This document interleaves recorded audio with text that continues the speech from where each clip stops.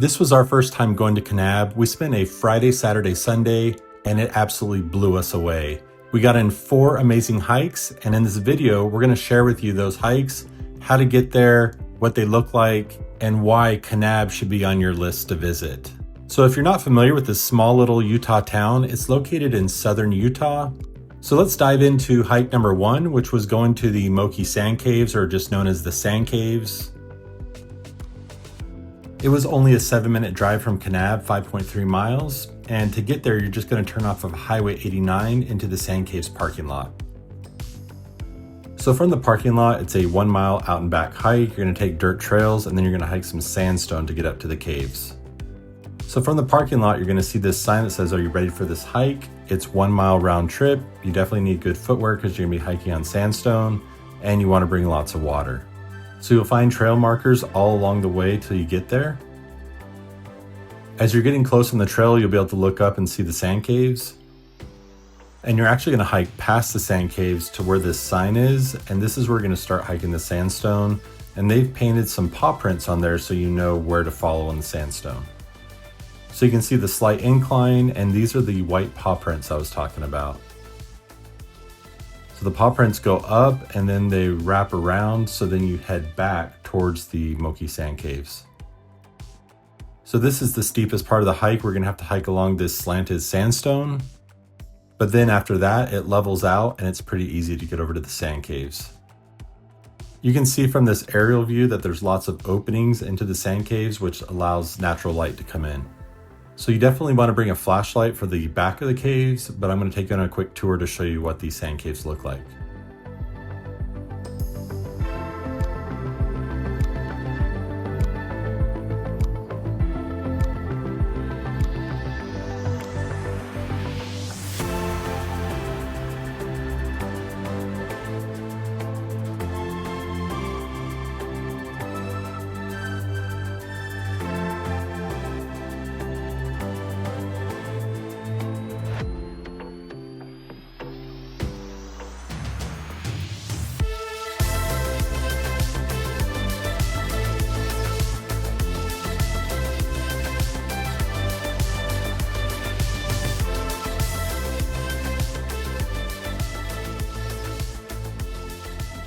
So after exploring the sand caves, we were ready for hike number 2, which was just up the road to the Belly of the Dragon hike.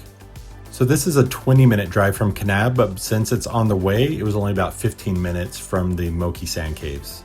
From Highway 89, you're going to turn off onto Elephant Gap, which is a dirt road, and that'll take you to the parking lot. When you get there, you'll find a free gravel parking lot. So we found a parking space, then we headed over to the entrance of the Belly of the Dragon. You can see there's a wide dirt path that takes you over to the entrance.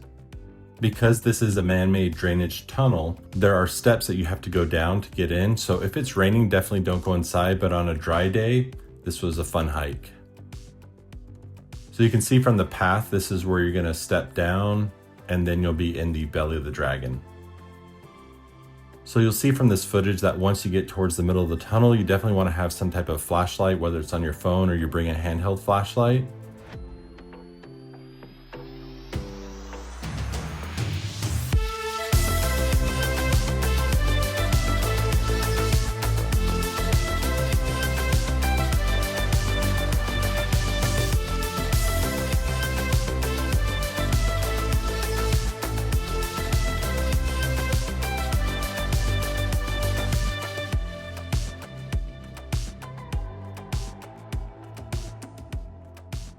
After exploring the Belly of the Dragon hike, we called it a day. We had 3 days in Kanab. So on the second day, we woke up and we went to the Coral Pink Sand Dune State Park to go sandboarding and sand sledding. So for this, you're gonna be hiking all over the sand dunes. It's not a trail hike. It's finding the sand dune that you like, sandboarding or sand sledding down, hiking back up. And we were there for about 4 hours. We would have stayed longer, but we were absolutely exhausted, but thoroughly enjoyed ourselves. And from the city of Kanab, it's a 20.5 mile drive, about 28 minutes to get there. As you turn in, you're gonna see the sign for the Coral Pink Sand Dune State Park, and then you're gonna drive up to the visitor center. This is where you're gonna pay. You're gonna see the Welcome to the Coral Pink Sand Dune State Park. We were doing the day use private vehicle, which was $15. So after you pay, you can drive and there's a parking lot area. This is where you can park and go inside to rent sandboards and sleds. So you can rent the sandboards and sand sleds for $25 each for the day. You can also buy sand goggles, which were for sale for $18.70 a pair. And I also bought the $10 drone permit so I could fly my drone at this state park. To go out to the dunes, you leave the parking lot and you're gonna make a right-hand turn, follow that road down to the next parking lot on your left. So next to this parking lot, you've got public bathrooms, and you also have a covered pavilion with water to wash off after you've been sandboarding. From this parking lot, you've also got the trail to the observation deck, and right by the observation deck is where you actually walk out into the sand dunes. So this is what it looks like from the observation deck, and then to the right of the observation deck, you can see where everyone's walking out to go sandboarding and sand sledding. So on the map, you can see this huge area of sand dunes. You can go anywhere in here to go sandboarding and sand sledding. So we headed out to the biggest sand dune we could see. You want to make sure you bring plenty of water because this is a lot of hiking. So we found that waxing the boards before each run helped it go even faster, and they provided the wax when we rented these sandboards and sand sleds. After trying it out a few times, we found that with these sand sleds, you could just use your arms in the back to kind of navigate the direction you wanted to go.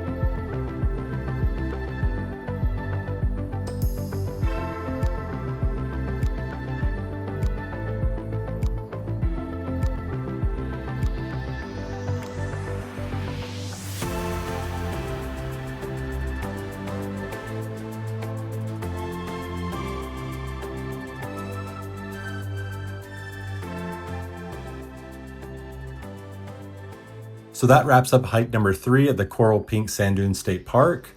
And the next day, which was our last day in Kanab, was the main event, and it was going to White Pocket, Arizona. So this one, you need a 4-wheel drive vehicle that's high clearance, and it's about a 2-hour drive to get to White Pocket, but this place was absolutely amazing. It's located in the Vermilion Cliffs National Monument, and there's no permit needed to go there. We filled up our tank in Kanab, but there is a Chevron gas station at the Jacob Lake campground, and that's your last chance to fill up. As you're coming out of the mountains, you're going to come to this overlook, and from the overlook you can see the Red Rock Vermilion Cliffs, and over on the right hand side you can see where we're going to turn left onto the dirt roads. So you're going to make a left onto House Rock Road, and then you'll have 24.9 miles of dirt roads to get to White Pocket. This is what the turnoff looks like to get onto the dirt roads. Off to the right, you're going to see the Vermilion Cliffs National Monument sign. There is an area here that you could air down your tires. We went 2.8 miles farther down the road to the Condor viewing site. There's a large parking lot and a bathroom, so we chose that as our site to air down our truck tires. There are no facilities at White Pocket, so this is the last bathroom before White Pocket, so we hit it going in, and then we also hit it coming out. And then this is what the bathroom looks like. So after exploring the Condor viewing site, we decided to air down the tires. We used the Last Fit Air hoses and compressor to do this. We love this system because it allows us to hook up all 4 tires at once and air them all down at the same time. So we aired down the tires to 20 PSI. Once we aired down, we left the Condor viewing site, made a right, and continued down this dirt road. Once you've driven 9.4 miles of these washboard roads, you're going to turn right onto Pine Tree Road from House Rock Road. And off to the right-hand side, you're going to see the sign that says 4-wheel drive, 4x4 or 4-wheel drive, high clearance required. And to know the difference between 2-wheel drive, all-wheel drive, and 4x4. And then once you've driven the 6.2 miles from the Pine Tree Road turn, you're going to turn left onto Big Sink Road by the ranch house. Google Maps says to turn and go through the actual ranch, but you just go past it and there's a road that goes around the ranch. You'll also know you're going the right way. As you're going around the ranch, you'll see a sign to White Pocket telling you to turn left. This is also where the dirt road goes from a washboard dirt road to more of a sandy, softer dirt road. There's also these sections of rocky areas that were super fun to navigate.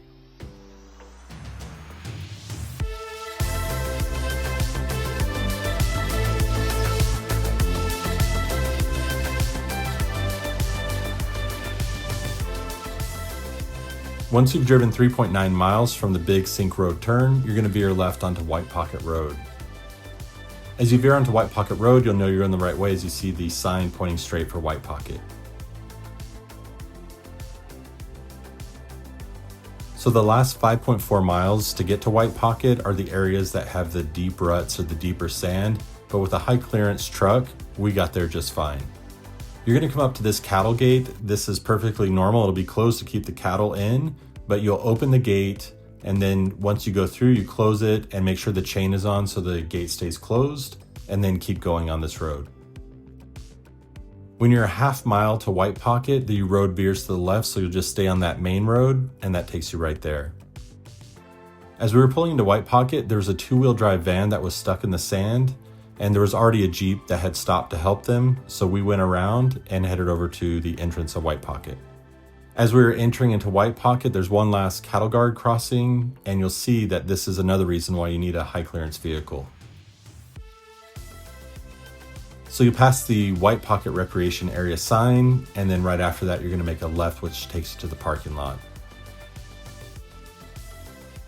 When we pulled up, there was no one there, so we had White Pocket all to ourselves for a little bit, and then other vehicles started to show up throughout the day. You can see from this aerial view that White Pocket's about 2 miles long, and we spent about 3.5 hours exploring this area. You definitely want to make sure you bring plenty of water and snacks. We got our backpacks, and then we headed out on the trail. So you can see this is the White Pocket formation right here that we're going to explore. So as we left the sandy trail and got onto the rocky terrain, we headed over first to the right-hand side where you see it looks like a white mountain, and then we headed to the left where you see that swirl formation.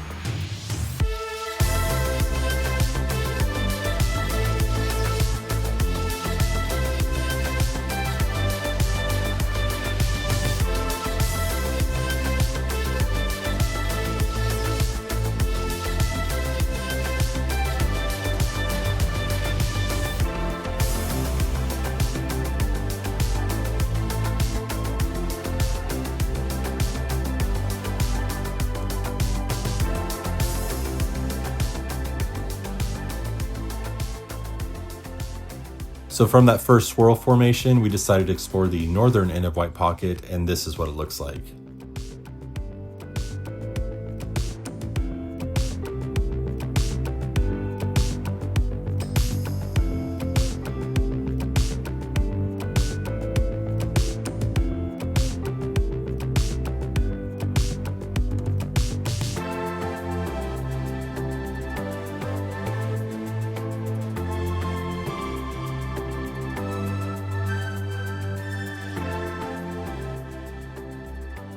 So after exploring the northern end of White Pocket, we started to head towards the southern end, and this is what it looked like.